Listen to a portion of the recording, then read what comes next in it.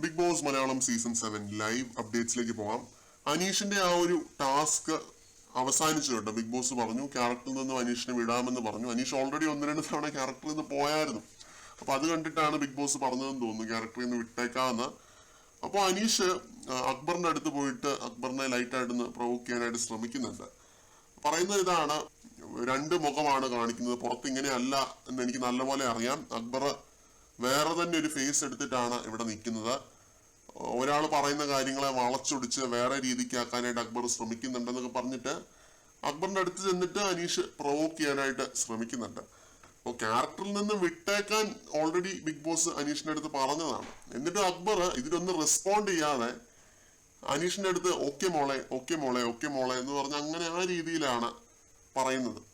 അപ്പൊ അത് കേട്ടിട്ട് എനിക്ക് ഇത്തിരി ഒരു വെറുപ്പിക്കലായിട്ട് തോന്നി. അനീഷ് ഇങ്ങനെ പ്രൊവോക്ക് ചെയ്യാൻ വന്നാൽ അതിന് റെസ്പോണ്ട് ചെയ്യണം എന്നുള്ളതാണ്. പ്രേക്ഷകർ കണ്ടോണ്ടിരിക്കുകയാണല്ലോ. അപ്പൊ ഇങ്ങനെയുള്ള കാര്യങ്ങൾ അനീഷ് പറയുന്ന സമയത്ത് അക്ബറിന്റെ വായിൽ നിന്ന് ഒരു റെസ്പോൺസ് തന്നെയാണ് പ്രതീക്ഷിക്കുന്നത്. ഒരു വാദം വന്നു കഴിഞ്ഞാൽ അതിന് മറുവാദം പ്രകടിപ്പിക്കണം, അല്ലാതെ ചുമ്മാ വെറുതെ ഇങ്ങനെ ഓക്കെ മോളെ എന്ന് പറഞ്ഞ് ചിരിച്ചു കളിച്ചിരുന്നിട്ട് കാര്യമില്ല. അക്ബർ രണ്ട് ഫേസ് ആണെന്ന് അനീഷ് പറഞ്ഞിട്ടുണ്ടെങ്കിൽ രണ്ട് ഫേസ് അല്ല എന്ന് പറയാനുള്ളത് അക്ബറിന്റെ ചുമതലയാണ്. അത്രയും പേര് ചുറ്റും ഇരുന്നിട്ടും ആരും വാദിക്കുന്നതായിട്ട് കണ്ടില്ല. എന്നിട്ട് ലാസ്റ്റ് അനീഷ് നടന്നകന്ന് പോകാൻ നേരത്ത് പറയുന്നുണ്ട്, വായിൽ 2 വിരലിട്ട് ഇരുന്നാൽ മതിയോ മോളെ എന്ന് ചോദിക്കുന്നുണ്ട്.